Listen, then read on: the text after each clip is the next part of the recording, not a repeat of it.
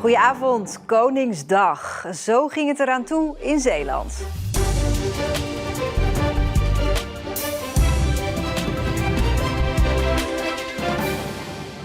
Oranje kleding aan. Check. Vlag uithangen. En dan het volkslied zingen. Wilhelmus van Nassau ben ik van Duitsend bloed. Overal in de provincie Koningsdag. Zoals hier in Goes. Spelletjes op de Grote Markt. Koningsdag met een prachtige stralende zon. Wat willen mensen nog meer?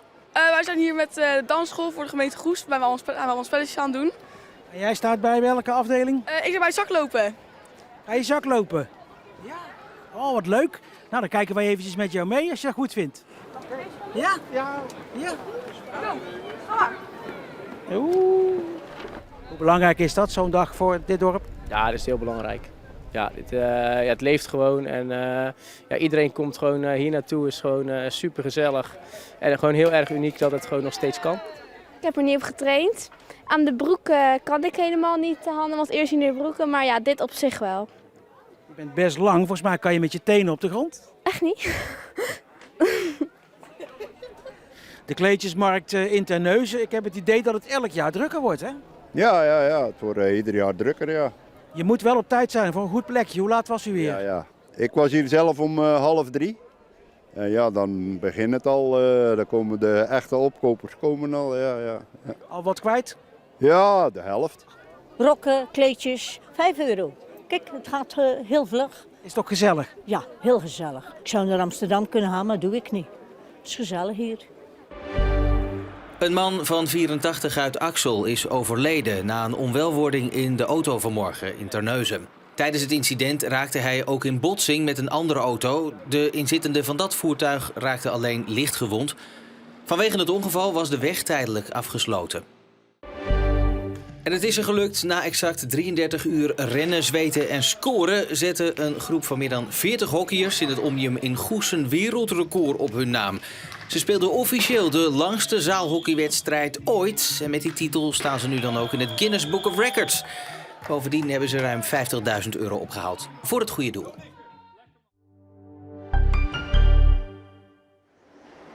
Ik doe dit nu ongeveer 14 jaar. Zodra de wind zuidwest staat, probeer ik hier te zijn. Het geeft gewoon een vrij gevoel. Ik vind het ook machtig mooi dat het kan. Dat je in de lucht kan blijven hangen aan een stuk doek en een paar touwtjes. Ja, dat is hartstikke mooi. Gert-Jan is paraglider. Hij is vaak te vinden op het duin bij Zoutelanden, waar een startbaan is. Maar die is niet meer wat het ooit geweest is. Ja, door erosie, wind die het kapot maakt en wegwaait. Ja, en de regen die het wegspoelt. En uiteindelijk wordt dat steeds erger. En ja, dan krijg je dus inderdaad dit. En dat is eigenlijk niet de bedoeling van een startbaan. Omdat er te veel hobbels en bobbels zijn. En het is eigenlijk een kuil. En een kuil moet je niet starten. Dat is voor jouw scherm, om daar wind in te krijgen, en is dat lastig. En daardoor gaat jouw scherm tollen en gebeuren er ongelukken, word je de andere kant op geblazen. En dat is niet de bedoeling. Maar met een beetje zand erbij storten ben je er niet. Dijken en duinen, daar mag niet zomaar wat mee gebeuren natuurlijk. En dus hebben lokale paragliders en de KNVVL, de Vereniging voor Luchtsporters, contact gezocht met het waterschap en de gemeente Veren. Zelf hebben ze al wel ideeën voor een oplossing. In ieder geval ophogen en daarover een kunststof doek of mat, waardoor het zand blijft liggen. Dat je dat niet jaren daarop weer moet doen. En dat het dan een veilige plek wordt voor iedereen om te starten. De gesprekken zijn nog pril, maar de paragliders hopen dat de startbaan op korte termijn kan worden opgeknapt.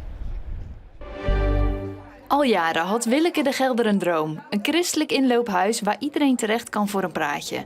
Die droom is sinds kort werkelijkheid geworden, hier in het centrum van Goes. One Way is een warme, veilige plek voor mensen die het nodig hebben. Een steuntje in de rug, die sociaal weinig contact hebben. Die thuis hele dagen zitten en weinig of een heel klein netwerk hebben. De eerste koffie en thee is gratis.